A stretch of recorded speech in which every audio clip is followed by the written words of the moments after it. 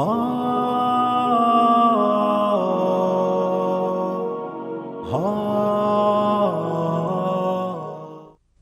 اللہ الرحمن الرحیم۔ شروع اللہ کا نام لے کر جو بڑا مہربان نہایت رحم والا ہے۔ وما ارسلناک الا رحمۃ للعالمین۔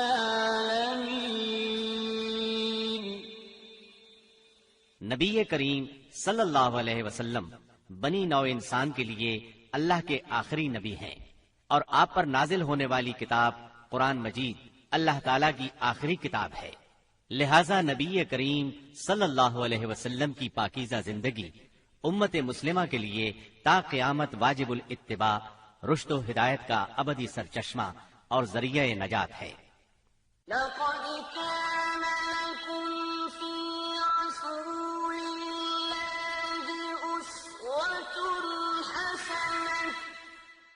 یقیناً رسول اللہ کی زندگی تمہارے لیے بہترین نمونہ ہے، لہذا رحمت للعالمین کی سیرت مطہرہ کا مطالعہ ہر مسلمان کی زندگی کا لازمی حصہ قرار پایا۔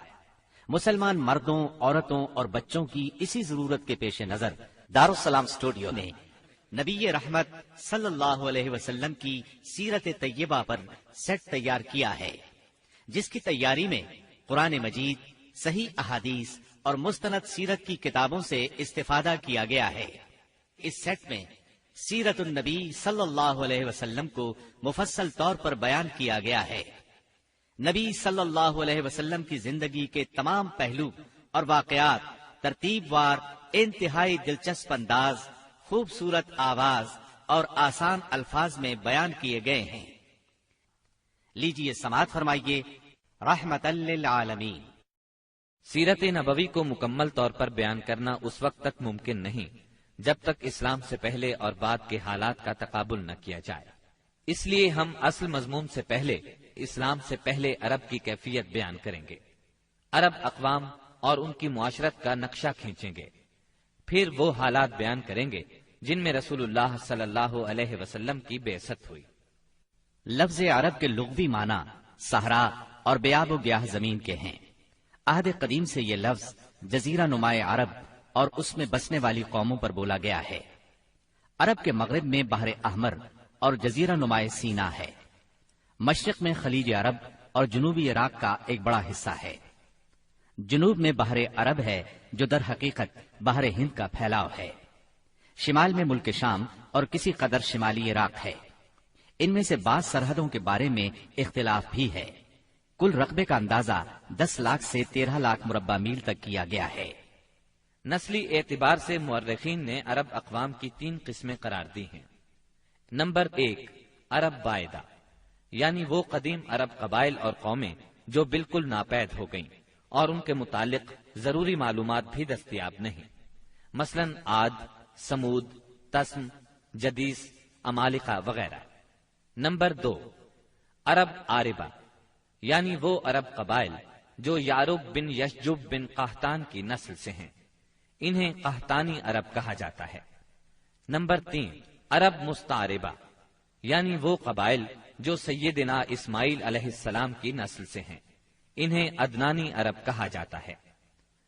عرب عاربہ یعنی قحطانی عرب کا اصل گہوارہ ملک یمن تھا، یہیں ان کے خاندان اور قبیلے مختلف شاخوں میں پھوٹے، پھیلے اور بڑھے۔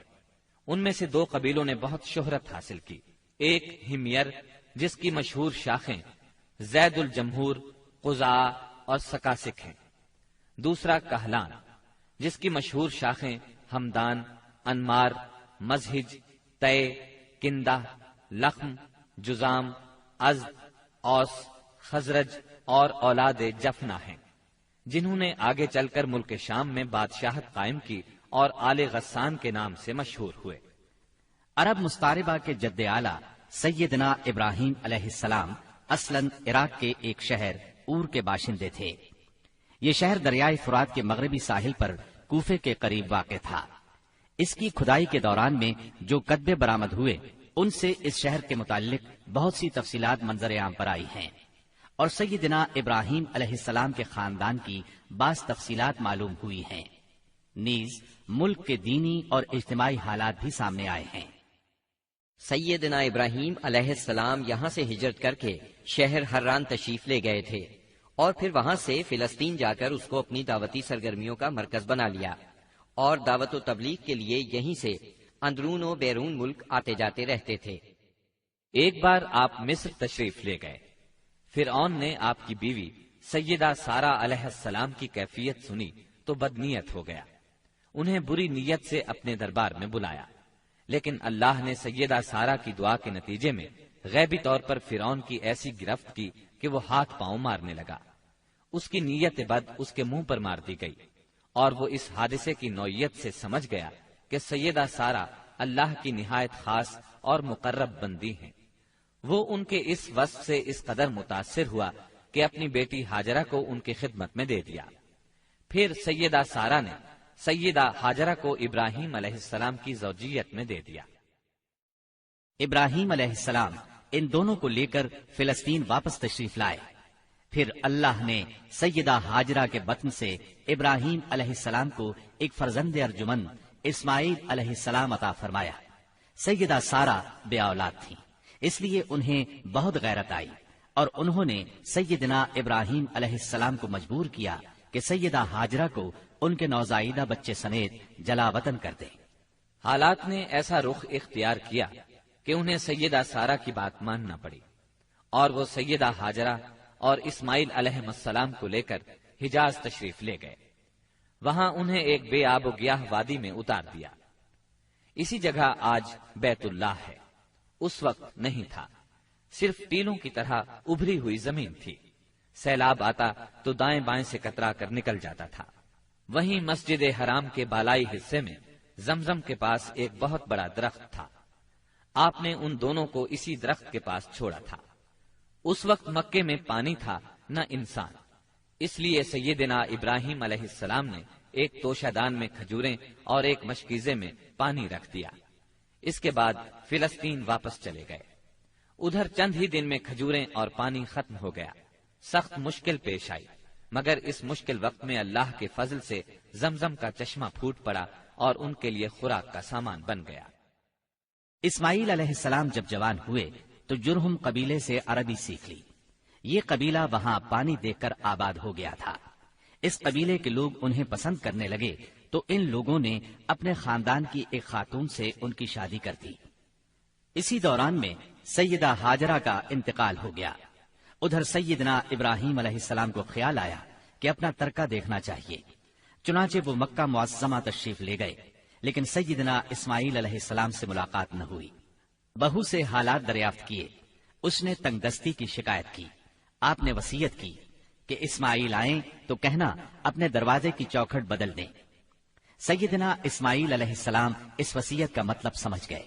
انہوں نے بیوی کو طلاق دے دی اور ایک دوسری عورت سے شادی کر لی جو جرہم کے سردار مزاز بن عمرو کی صاحبزادی تھی۔ ان کی دوسری شادی کے بعد ایک بار پھر سیدنا ابراہیم علیہ السلام مکے تشریف لے گئے، مگر اس مرتبہ بھی سیدنا اسماعیل علیہ السلام سے ملاقات نہ ہو سکی۔ بہو سے حال پوچھا تو اس نے اللہ کی حمد و ثنا بیان کی۔ آپ نے وصیت کی کہ اسماعیل اپنے دروازے کی چوکھٹ برقرار رکھیں اور فلسطین واپس ہو گئے۔ اللہ تعالی نے مزاز کی بیٹی سے اسماعیل علیہ السلام کو 12 بیٹے عطا فرمائے۔ ان 12 بیٹوں سے 12 قبیلے وجود میں آئے اور سب نے مکے ہی میں رہائش اختیار کی۔ ان کے حالات زمانے کی گرد میں دب کر رہ گئے۔ صرف نابت اور قیدار کی اولاد گمنامی سے محفوظ رہی۔ قیدار بن اسماعیل علیہ السلام کی نسل مکہ معظمہ ہی میں پھیلتی پھولتی رہی، یہاں تک کہ عدنان اور پھر ان کے بیٹے معد کا زمانہ آ گیا۔ عدنانی عرب کا سلسلہ نسب صحیح طور پر یہیں تک محفوظ ہے۔ عدنان نبی صلی اللہ علیہ وسلم کے سلسلہ نسب میں 21ویں پشت میں آتے ہیں۔ بہرحال معد کے بیٹے نزار سے کئی خاندان وجود میں آئے۔ دراصل نزار کے 4 بیٹے تھے اور ہر بیٹا ایک بڑے قبیلے کی بنیاد ثابت ہوا۔ چاروں کے نام یہ ہیں: ایاد، انمار، ربیہ اور مزر۔ ان میں سے آخری 2 قبیلوں کی شاخیں اور شاخوں کی شاخیں بہت زیادہ ہوئیں۔ چنانچہ ربیہ سے اسد بن ربیہ، انزا، عبد القیس، وائل، بکر، تغلب اور بنو حنیفہ وغیرہ وجود میں آئے۔ مضر کی اولاد 2 بڑے قبیلوں میں تقسیم ہوئی۔ نمبر 1 قیس اعلان بن مضر، نمبر 2 الیاس بن مضر۔ قیس اعلان سے بنو سلیم،